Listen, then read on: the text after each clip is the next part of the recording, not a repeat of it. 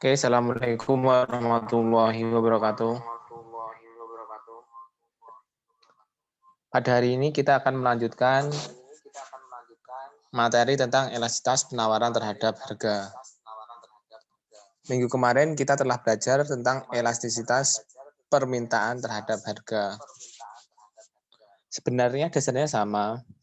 Di sini elastisitas adalah bagaimana presentasi perubahan jumlah barang yang ditawarkan atau yang diberikan dibanding dengan presentasi perubahan harga barang itu sendiri. Kalau kita melihat penawaran, berarti yang di sini adalah perubahan barang yang ditawarkan. Kalau yang dilihat dari permintaan, jadi yang berubah adalah barang yang diminta atau dalam permintaan. Nah, dalam session ini atau dalam pertemuan ini, kita akan membahas tentang elastisitas penawaran terhadap suatu harga. Untuk menghitung koefisien elastisitas penawaran atau ES, ini adalah presentasi perubahan jumlah barang yang ditawarkan dibanding dengan presentasi perubahan harga barang itu sendiri. Jadi, jika harga perubahan dari P menjadi P1 atau harga menjadi harga yang berubah, nah selisihnya itu nanti akan dibagi dan jumlah barang yang ditawarkan berubah dari Q menjadi Q1, kuantiti dan menjadi kuantiti 1 perubahan yang ada. Jadi nanti di sini adalah perubahan atau selisih dari perubahan suatu barang dibagi menjadi P. Selisih dari P. Ini contohnya sama ya. Sama seperti kemarin, cuma yang membedakan di sini adalah ES. Berarti perubahan dari jumlah harga yang ditawarkan dan perubahan dari jumlah barang yang ditawarkan.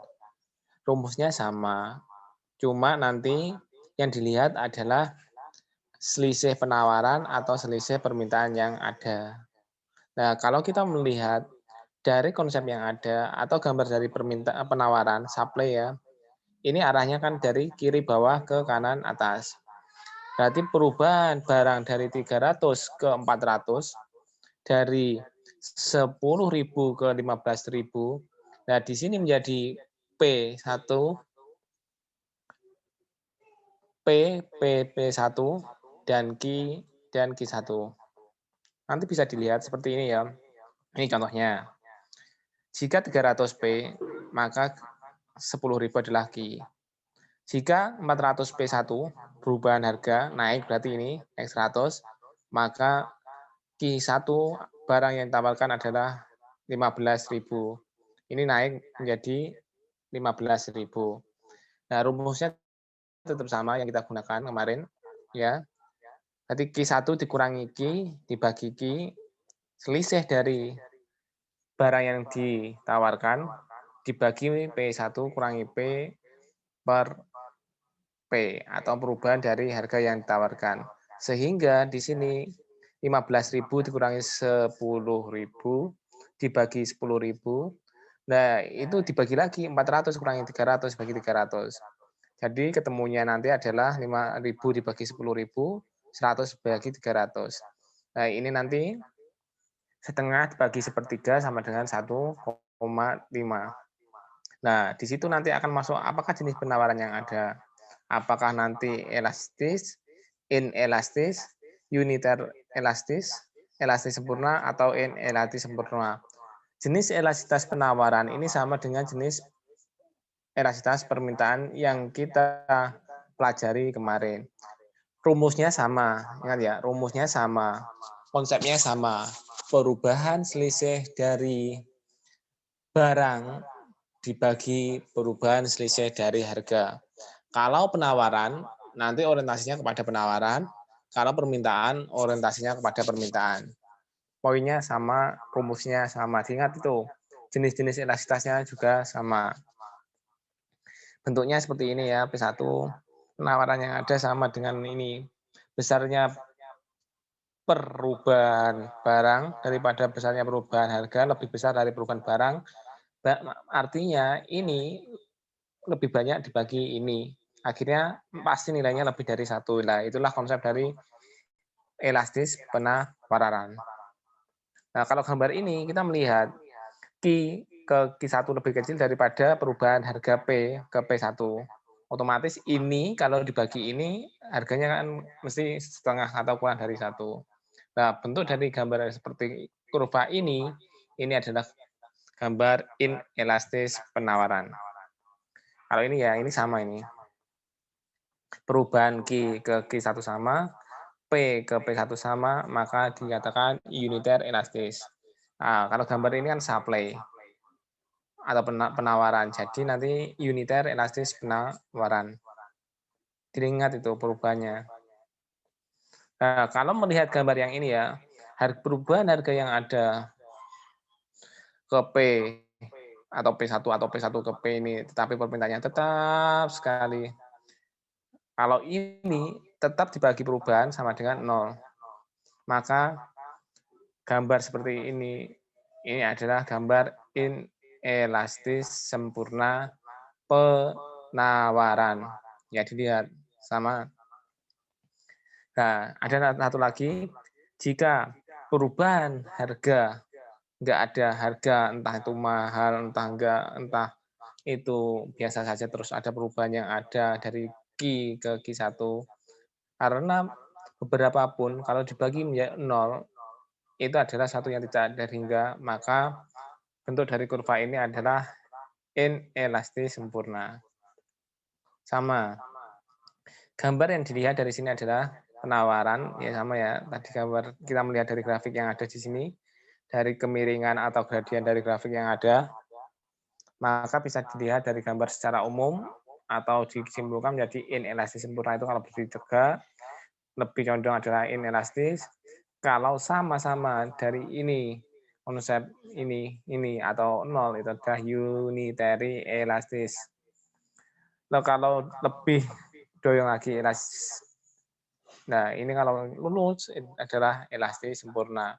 Karena ini konsep penawaran, maka dikatakan inelastis sempurna. Ini berarti dari ini adalah elastisitas penawaran yang ada. Oke. Berapa faktor-faktor yang mempengaruhi elastisitas penawaran? Itu ada beberapa faktor ya. Sifat perubahan ongkos produksi. Itu kalau bentuknya elastis, otomatis kenaikan S, penawaran, supply, dilakukan dengan biaya yang tidak terlalu tinggi. Otomatis karena apa? Ongkos itu akan mempengaruhi biaya tetap dan biaya overhead. Yang kedua, kapasitas produksi masih rendah. B, faktor produksi mudah diperoleh atau sudah tersedia. Dan nanti biasanya dengan sifat-sifat itu nanti biasanya akan cenderung kepada elastis. Kedua, jika inelastisitas adalah di mana suatu kenaikan S atau penawaran atau supply dilakukan dengan biaya yang tinggi, maka akan terjadi yang pertama adalah kapasitas produksi sudah tinggi. Dalam kondisi ini adalah produksi yang dilakukan oleh perusahaan adalah sudah tinggi atau sudah banyak. Yang kedua adalah faktor produksi sulit diperoleh. Artinya apa? Barang-barang itu masih langka atau jarang dipasarkan dalam pasar atau masih jarang diproduksi oleh konsumen. Produksi oleh produsen. Nah, ini dalam faktor yang mempengaruhi penawaran nanti, otomatis nanti dilihat dari elastisitasnya akan berbentuk inelastis. Yang kedua adalah tingkat tersedianya barang atau jasa. Semakin besar jumlah persediaan, otomatis ED di sini adalah elastisitas ES, elastisitas supply akan lebih besar daripada 1. Karena apa? Keberadaan jumlah barang yang ada dalam masyarakat itu lebih banyak daripada harga yang ditawarkan, perubahan harga yang ditawarkan. Yang ketiga adalah daya tahan penyimpanan. Semakin lama barang itu tahan lama, maka barang yang disimpan elastisitas sempurna itu akan lebih dari 1 atau semakin banyak. Karena apa? Beda barang kalau daya penyimpanannya cepat itu otomatis mau nggak mau barang itu harus cepat terjual. Sehingga biasanya harga yang ditentukan itu akan sangat berpengaruh. atau istilahnya cepat-cepatan tendang payung. Kalau bahan itu masih tahan lama, otomatis seorang produsen atau penjual itu akan berusaha untuk mempertahankan barang yang ada. Yang keempat adalah jangka waktu analisis. Jangka waktu analisis sangat mempengaruhi elastisitas penawaran suatu barang atau jasa. Hal ini tergantung dari beberapa lama jangka waktu yang diperlukan untuk memproduksi barang jasa tersebut. Artinya apa? Jika barang itu semakin lama dalam produksi atau barang itu semakin lama untuk menyediakan barang yang ada di pasar, otomatis barang itu akan mengalami sebuah kelangkaan barang yang ada. Ya, ini adalah gambar analisis dari jangka panjang, perubahan yang ada. Ini adalah diamond. Nah, ini adalah D1. Nah, karena jangka pendek, biasanya supply-nya itu perubahannya ini sampai ya. Nah, ini harga 1, harga 2. Biasanya posisinya tetap kayak seperti ini. Ini biasanya perubahan dari sini, titik ini ya. Perpotongan antara demand dan supply yang pertama. Itu adalah nanti perubahannya kedua adalah ini di sini. D1 atau demand atau permintaan ke 1 atau perubahan permintaan ke 1. Nah, di sini perubahan dari sini titik ini ke titik ini adalah elastisitas. Oke.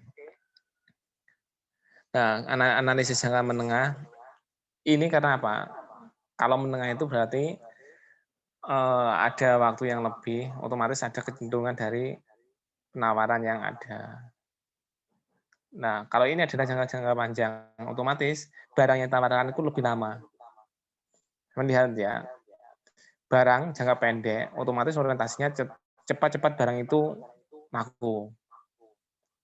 Nah, otomatis ini ada waktu, karena jangka menengah itu adalah barang itu masih bisa diperoleh agak lama atau bisa bertahankan. Itu ada rentang waktu menjadi sehingga barang yang ditawarkan itu akan sedikit lama oleh konsumen. Otomatis nanti ada perubahan dari barang yang ditawarkan menjadi Q1 dari perubahan harga yang ada. Jangka panjang bisa dilihat ya. Nah, menstabilkan harga dengan membatasi produksi yang ada. Awalnya di sini P dan Q. Kalau melihat konsep dari permintaan, jika harga naik ke P1, maka akan terjadi pengurangan ada barang yang diminta. Nah, P di sini kan dari E ke E1 ini adalah keseimbangan yang ada. Sedangkan penawaran yang ada di sini awalnya dari P ke P1 ke P sama ini keseimbangan. Ini kan akan naik menjadi P1. Otomatis barang yang ditawarkan itu akan bertambah menjadi Q2 di sini. Ya, perubahannya di sini. Terus bagaimana cara menstabilkan harga yang ada untuk membatasi produksi yang ada? Sehingga di situ nanti gunanya memproduksi yang ada itu diharapkan nanti semuanya itu bisa dibatasi dengan posisi yang ada sehingga barang itu akan sedikit langka. Sehingga perubahan permintaan yang ada itu akan mempengaruhi permintaannya sedikit. Penawarannya juga akan berkurang. Ini hari-hari kebijakan pemerintah dalam membatasi dana itu perubahan yang ada, demand, supply, nanti pembelian nanti tetap pada harga di antara sini. Penawaran sama, nanti ada batasan dari penawaran yang ada, kebijakan maksimum dan minimum dari permintaan dan penawaran yang ada oleh pemerintah. Aplikasi teori permintaan dan penawaran yang ada, nanti di sini nanti perubahannya. Harga berubah, tetapi ada seharusnya berubah ini ya. Tetapi karena pemerintah mengikuti dari kebijakan yang ada, mungkin subsidi dan lainnya, dari E, ini bisa berubah menjadi E2 atau E1. E ini adalah equilibrium atau keseimbangan. Nah, kebijakan dari E ke E1 ke E2 ini adalah harga yang stabil. Artinya harga yang tetap itu bisa mengurangi atau bisa menambah dari permintaan yang ada. Kalau menambah permintaan yang ada, biasanya di sini adalah kebijakan pemerintah tentang subsidi yang ada. Oke, terima kasih. Ada pertanyaan, silakan. Jadi ini terusan dari konsep kemarin ya. Jadi ini adalah elastisitas penawaran yang ada semuanya sama seperti elastisitas permintaan yang saya jelaskan pada materi sebelumnya. Artinya bagaimana? Cuma yang membedakan itu adalah apakah itu penawaran, apakah itu permintaan. Itu ada dilihat dari grafiknya. Kalau soal rumus dan soal soal rumus itu sama elastisitasnya itu. Ya, ini loh. Terakhir rumusnya tetap selisih dari barang dibagi selisih harga kali P per Q. Rumusnya tetap itu. Cuma gambarnya yang membedakan. Terima kasih. Mungkin ada pertanyaan, mari kita bahas sama-sama dalam forum diskusi grup yang ada. Oke, terima kasih.